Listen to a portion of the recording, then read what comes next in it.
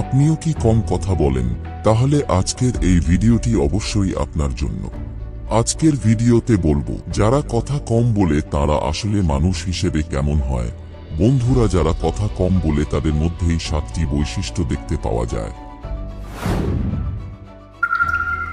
Number 1, তারা খুব বুদ্ধিমান হয়। যেহেতু তারা খুব কম কথা বলে, তাই তাদের মনে কখন কি চলে সেটা আন্দাজ করা প্রায় অসম্ভব। তাদের মনের হদিশ সহজে কেউ খুঁজে পায় না বলেই তাদের ঠকানো অতটা সহজ হয় না।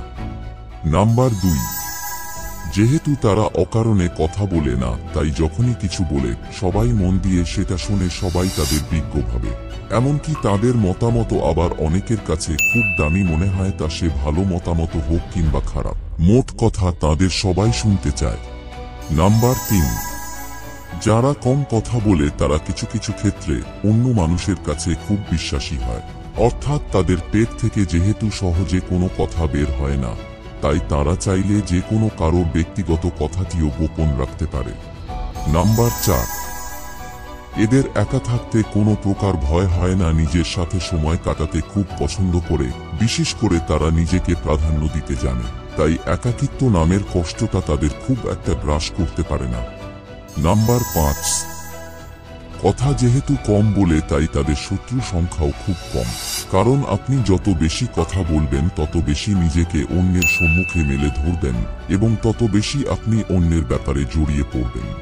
আর যত বেশি নিজেকে অন্যের ব্যাপারে জড়াবেন ততই উটকো ঝামেলা এসে আপনার সামনে হাজির হবে। নাম্বার 6, তারা অপর পক্ষের কথা আগে মন দিয়ে ভালো মতো শোনার চেষ্টা করে এবং তারপরই ভেবেচিন্তে উত্তর দেয়, যার কারণে কোনো অহেতুক তর্ক বিতর্কে তারা জড়ায় না। নাম্বার 7, বেশিরভাগ ক্ষেত্রেই এমন মানুষ জীবনে সফল হয়, কারণ অহেতুক কথা বলে তারা তাদের মূল্যবান সময়টাকে নষ্ট করে না, নিজের সময়কে বরং গঠনমূলক কাজে ব্যবহার করতে জানে। বৈশিষ্ট্যগুলোর মধ্যে একটাও কি আপনার সাথে মিলল? কমেন্ট করে জানাতে ভুলবেন না কিন্তু। ধন্যবাদ।